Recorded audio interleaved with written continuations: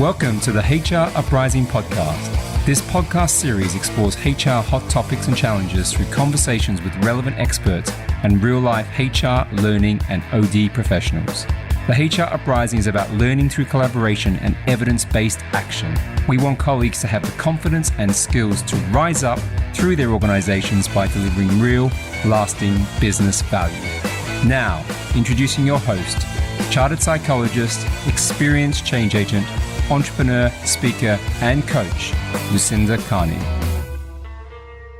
Hello and welcome to the HR Uprising Podcast. And it is the first episode of 2020. Can you believe it? I'm your host, Lucinda from Actus Software. And today is going to be a show about some of the best bits of the last 6 months. Now, it's amazing actually, because I've been blown away by how much traction we've started to get with the HR Uprising. So thank you to everybody who's listened in, who's continued to listen in over the festive period. Really appreciate your support. And please carry on sharing the podcast with others, and also telling us what you want to see more of. We will carry on trying to give you good quality content, and while we're giving you good quality content, we'll carry on doing podcasts. We'll stop as soon as we feel that that's not happening, or you tell us it's not happening. So I thought it's the time of year where it's quite nice to do top 10s and to do countdowns to look at where we've come from. And amazingly, we hit 10,000 downloads back in November, which I thought was quite a pinnacle, I guess, of achievement. I'm obviously recording this slightly earlier, so I can't tell you exactly what our numbers are now, but I will keep you posted in future. So thank you to everybody who's downloaded the podcast and who's shared it with others. What I wanted to do today, though, was run through some best bits, and we've been out to our listeners on various social media routes. So if you're not already talking to us on LinkedIn, Instagram, Twitter or Facebook, please do consider doing that. We'd love to hear from you and we love interacting with you. But we asked people what their favourite bits were. So this episode is going to run through some of the favourite bits, and I've got 7 clips that I'm going to run through with you. Didn't want to go forever. And 7 clips come from our conversation with podcasts. And we took the input from you guys. So before I go to our top 7, I thought, well, it needs to be a top 10 really. So I'm just going to briefly run through the 3 that didn't make the cut, which were solo episodes. And these are the ones that we've chosen based on the highest frequency and quantity of downloads of them. It's interesting because it's topics that we wouldn't necessarily have realised people want to know more about. And that's one of the things I want to do more of with the HR Uprising. It's very important to me that the content is useful and pragmatic. And I think that perhaps that's why these were the downloads that made the cut. So number 10 was, and it was a very, very close run thing between this one and the onboarding one, which would have been number 11, was what really works in performance management. So that was an episode that we did probably back in about September. And it was taking the data from a research review about performance management. There's loads of noise out there, of course, of is appraisal dead, isn't it dead? And really, if we're honest, a lot of that is just marketing. The stuff that works in performance management, what the research says works in performance management, has been around for donkey's years, and it's about embedding really good people management practice. And this particular podcast looks at the research evidence that we got commissioned by a psychologist, and you can also download that research review. Shows that links are there for you, and it was a really a well listened to episode and continues to grow. So if you want to know about that and you want to be evidence based, that's not a bad episode to start with. The next most popular episode from a solo episode's point of view was the 5 secret powers of a change superhero. So I'm pleased that was popular, because I'm actually finished a book, and it will be out in March, which is about how to be a change superhero. So clearly it's a topic that people are interested in. And if you want to get, I guess, a sneak preview to some of the content that's in the book, then that was, I think, our very first episode. Which is also to a certain extent where it would have more downloads, I guess, because it's been around for longer. But some of the other ones have picked up speed. And then number 8, this one fascinated us, the art of demystifying OD. This has been the most commented on solo episode. And I think it's because people do feel that OD is something quite mysterious. We don't really know what it is. Everyone defines it differently, as my conversation with Tom Robinson on the 1212 went. So we want to demystify it and we want to make it relevant. So I worked really hard actually in that podcast trying to give examples of what OD is and what HR is. I'm not saying it's perfect, but I gave it a good crack. So if you want to know what OD is, as in organisational development, then that's not a bad episode to start with. So those are the 3 solo episodes. I'm going to rank those as 10, 9 and 8. And when the guys edit this podcast for me, I'm hoping they might be putting some pop pickers music on in the background for you. But if not, you just have to imagine it. And now I'm going to go into our top 7. And by top 7, it's a combination of the numbers of downloads and about the feedback. And we got some informal voting going on from our listeners. All of these are a really great conversation with podcasts. I thoroughly enjoyed the conversations. A lot of them come from real experts in their field, and I was honoured to have these people on the podcast. So I think you'll enjoy them all. We're just picking out a 2 or 3 minute snippet from each of them. Obviously, if you want to hear more, go back and listen to that podcast for yourself. So, with no further ado, the first of our podcasts that I want to share with you that came through as being a popular one, and actually it did very, very well considering the background noise was awful. And that's because I did this podcast with Mervyn Dinnan, who's an amazing thought leader. Follow him on social media. He's got so much fantastic stuff. And it was all about revolutionising talent acquisition. Mervyn's written a book, and I know he's writing another book, and he's a total thought leader in this space. And it's really interesting hearing what he's found from the research about how onboarding has changed and how the experience of people being onboarded needs to change. So over to listen to a clip from our Mervyn Dinnan Revolutionising Talent Acquisition podcast.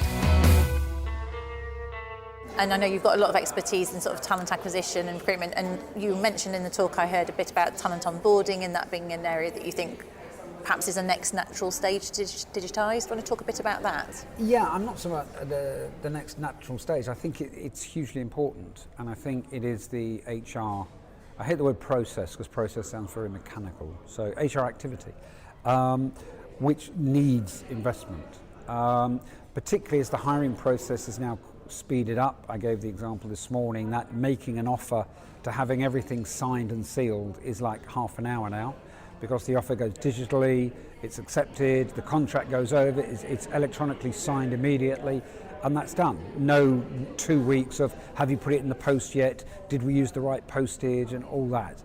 And so that means that actually from that moment, like almost half an hour possibly after having received the offer and accepted it, you need to start the process by which somebody joins your business. And I think that historically onboarding started on your first day. Yeah. So you turn up for a job, you might have met the person you were working for and a couple of colleagues, and that's it. You might have been sent a brochure or something to read through, but then you started being inducted. But most people nowadays expect information. So they want to join. Day one is actually their first day of working. And onboarding, I know some people find it a very clunky expression, and it sounds quite mechanical, but actually it's the journey by which you take an interested candidate and develop them into a productive employee. That was great, wasn't it? I think Mervyn is so knowledgeable. I could chat to him for ages. And thank you, Mervyn, and congratulations, making it into our top 10 best bits. Number 6 on our list is another massive thought leader, a guy I also really rate as an individual. He really likes to challenge the way we think about things, particularly in learning and development. And this has been a very, very popular downloaded podcast as well, all about transforming learning and development. And this is a Transforming Learning and Development with David James episode. Now, it's really hard to choose. He's got so many original thoughts about how we should do L&D better, and having spent 20 years in L&D within organisations, I love the way he thinks and challenges things. So it was difficult to choose the right one, but what I like about this one is the fact that he talks about the risk of the fact that we don't give new managers the skills when they are actually managing the largest population, and why we should think differently about how we provide development, particularly to new managers. So take a listen to this one. Another one is new managers. And the reason I bring these two up nearly in all of my examples, this is what everybody comes knocking on our door for. Like we've got to overhaul induction, or we need to do something that works for new managers. So with new managers, a lot of the time, these are the great neglected population in any organisation. They're promoted and they're promised development. Yeah. That development will come weeks, months or years after they begin in the job. It's no secret, I think it's well publicised, that technical people promoted into managerial roles pretty much have got a career change in front of them. And yeah, they might be given some e-learning, but come on, like let's. That's one of my. Oh, that gets, they don't have the people gene quite often. The best engineer is not the best engineering team leader, and so there's something there about whether we should do that in the first place. Yeah. But it's even worse if we don't develop them. Hang them out to dry, really. Exactly. The opportunity to deliver. But let's assess the risk. Let's assess the opportunity. What data have we got on this? Again, if what we do is based on a hunch and limited observation, we recognise that we need to take leaders away for 2 days. Again, we're measuring this in time away rather than rather than the efficacy and addressing real risks. I always say that you've got your least experienced population, your new managers promoted into the role, looking after your largest population. Now tell me that's not a risk. But so when you're delivering your training, your one and done experience to these people who have been muddling through and finding their own ways for all of that time, we're trying to repair something. And a lot of the time we're trying to share models and theories, as well as some conversation about stuff that might be contextually relevant, but it's largely theoretical onto people who we don't understand their working environment. If we could take a step back and understand the data, understand what they are trying to do, address the friction that they're experiencing as they come onto this role so that we can guide and support them through the most turbulent time, the most unfamiliar time that they will face within that role, that has got to be more worthwhile than any investment in an immersive experience that is so far away from the point of need, it might as well be on a different planet. Thank you to David, superstar. So next on the list was, I was so chuffed. This was one of the first 6 episodes that I did. And this particular individual is another thought leader, really challenging to talk to. And I loved the conversation I had with him. Again, apologies, there are sound effects because we had Tower Bridge in the background. And this person is someone who actually was my tutor when I did my MSc in occupational psychology. And I don't think I realised quite well, it was before social media, frankly, how influential he was. I didn't get that much, I did it all correspondence, so I didn't get so much direct interaction with him. So it was great to sit with him in person. And I tried really hard to challenge the academic view versus the pragmatic, let's get stuff done view. And it was a really interesting conversation that I found great to be able to challenge. Some of what this person says, I think needs challenging, but he is so convincing. I'm not sure that I convinced him, let's put it that way. And what I was trying to get at in this clip, the clip is with Rob Breener, or Professor Rob Breener. And I was trying to point out the fact that when you're a practitioner internally, you do want to do things, not just think about doing things, because you have a job where people expect you to make a difference and to contribute. And as he rightly says, well, what's the point of doing stuff if it's the wrong stuff and you've only got to act on evidence? My counter argument is, what if there is no evidence? Surely you've got to start somewhere. And so it was a good ding-dong conversation. And this is us where I suppose I'm saying, well, what's the point of my job? And he's going, well, that's a very good point. So have a listen to this particular episode with Rob Breener giving me a good old run for my money. So throwing that back, because you can get to the point where you go, all right, what's the point in my job? Because if I can't prove it makes a difference, then what do I do? So where is the good evidence? I think that's a very good question for any profession. Yeah. So then in HR, where are the areas? So I'm going into HR. Where is the good evidence? Where should I focus my energy? So I would say again, that's the wrong place to start. What's the problem? Okay. You don't start with, it's a bit like saying where, Even in an organisation, I've got loads of organisational data. Where's there lots of organisational data? I know. I'll go and look where there's lots of data, and that's my focus. Well, hold on. What's the problem? But it's a bit chicken and egg, though, isn't it? Because if we're saying that I can't solve certain problems, so what I'm saying is, which are the problems that I'm most likely to be able to use an evidence-based solution for? I think any problem. No? Okay. So any at all? Yeah. I think. Okay, so that's in a sense working backwards. A bit like saying, it's not like saying, I don't like using medical analogies, but it's like saying, okay, in which area of medicine is there strong evidence that stuff works? You go, it's in treating pain. Oh, okay. Then what we'll do is we'll go around and treat everyone's pain. But hold on, these people don't have pain. Yeah, but that's what works. But they don't have pain. So you have to start with what the issue or problem is, and you can take an evidence-based approach to anything. Okay, so again, going back to my pragmatic, I'll push on this one because we've got people out here going, well, so I'm going to do nothing. So no, they're not going to do anything. No, they're not going to do anything. They're going to do something. They're going to find, they're going to do two things. They're going to address important business organisational problems and opportunities, number one. Number two, they're going to do stuff that's more likely to work. That is the only thing we should be doing. I'm not going to do a survey. No, you might. It depends if it works. No, you might. Of course, you can do a survey. You can do anything you like, but you don't start with a technique. You don't start with a phenomenon. You start with what's important for this organisation, and how do I know it's important, and what's the evidence for that from multiple sources. And if I'm fairly clear, it seems very likely that is quite a serious problem for this business organisation, or it's a good opportunity, then what is the evidence from multiple sources about what's the most likely solution? That's what you do. So I forgot to mention on the last one that, of course, we're in the top 5 now. It's very artificial rankings because all of these are great. But number 4, I think actually one of the things that's in common with these ones coming up is where people found them really practical, which is quite nice. So number 4, this is actually from a guy called Adrian McDonough, who runs an agency and recruitment firm with recruitment software as well called EasyWeb.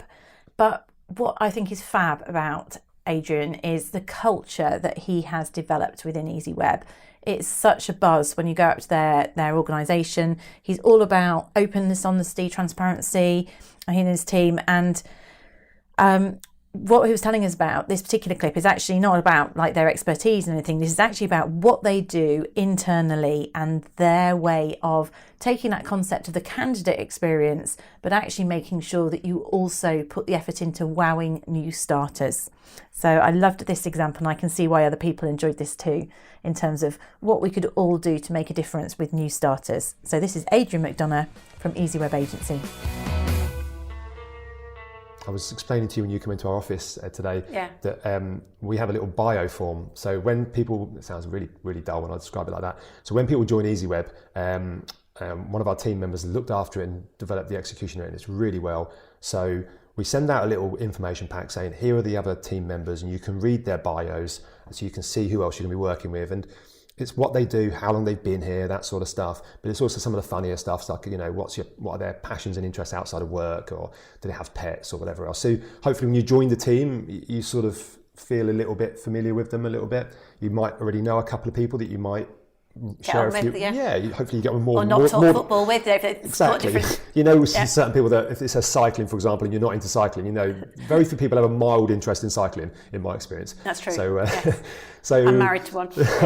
Okay. So, so what we asked the new employee to fill out is a tiny little form telling them about themselves. So, and it's not a lie. We are doing it for them to have a bio for them for the future. But when they tell us, I'm, passionate about this, and my favourite snack is X, my favourite biscuit is Jammy Dodgers, and if I've got one sporting team, it's this or something. And then from that wealth of information, we have a small budget. I don't actually know the budget. I think it's about £25, maybe slightly larger.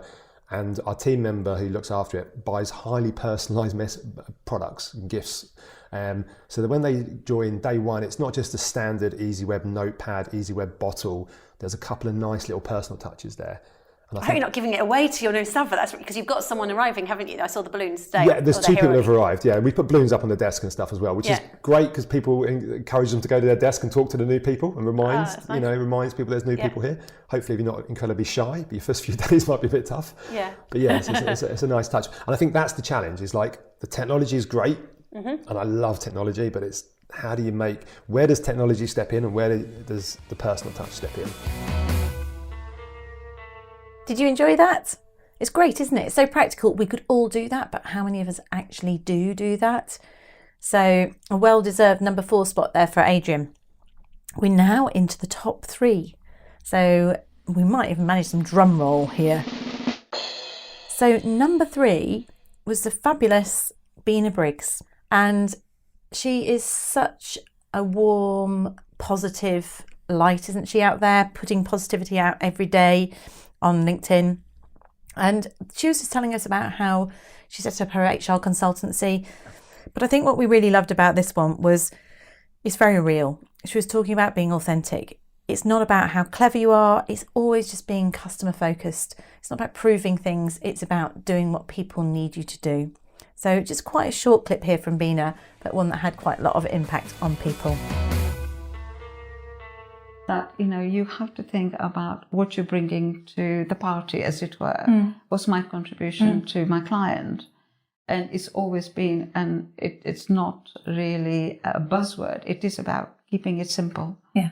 Actually, I was going to ask you why you're called Plain Talking HR. So that's Bronwyn actually got the name because she said, I hated jargon. She hated jargon. I hate jargon.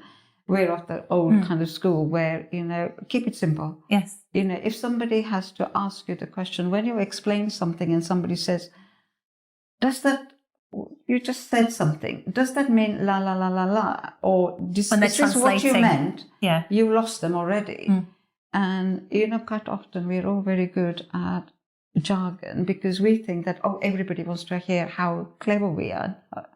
That's not the case. The case is really you're there to help that individual, that company, that client think about their pain, think about what they want to know, and keep it simple because they understand. They don't want to know how clever you are. They just want you to sort out their issues, their problems. Ooh, it's really getting exciting now, isn't it? Who could be in the top 2? Okay, so think back over the fabulous guests that we've had over the last 6 months. Who could it be? Well, in second place was our 25th anniversary episode, was the fabulous Twitterati himself, Steve Brown. And he's such a fabulous guy. I'm really, really chuffed to have him on the podcast. And there were many, many lovely bits about this particular podcast. But this particular clip that came through was about how he just completely believes in people. He reaches out to people. He is absolutely the real deal. So genuine, so sincere. Authenticity again shining through here. So there's a lovely clip here from Steve Brown just talking about his belief in people and how he uses social media to connect with others. People have always valued conversation and taking time to learn about each other. And I'm not someone who comes to meet you to fix you. I'm not someone that comes and says, well, this is how I feel, and if you don't feel that way, I won't talk to you. I'd rather meet you for who you are and learn who you are. I have very, very many people in my circle that don't think like me at all, but I learn so much from them. And I want to be available because I don't think there's a lot of people who believe in other people. And I want to be careful because I don't want it to sound arrogant. The world is missing encouragement every day, and someone needs to encourage, and it needs to be authentic and genuine. Although I think some people make that really new agey. Yeah. I think you see it through their behavior. So when you see someone's behavior and I see, boy, he says he's positive, but I see it here. He says he's connected, but I see it here. Then I'm all in. Isn't he fab? So I know that Steve will be geeked to be in the top 10. Well, maybe not. I'm sure he'll be very polite enough to say that he is.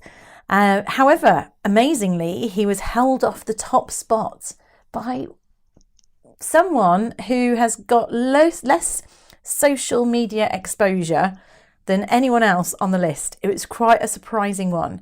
But we selected this particular podcast because it had more far and away the most specific feedback from people saying that was so useful. It was a massively useful, valuable, practical podcast. It was interesting because it was like a lesson, and this particular person actually is a trainer. So I did feel that we were being led along the way. So this lady was very skilled at what she did and demonstrated it throughout the conversation. But it was really, really practical.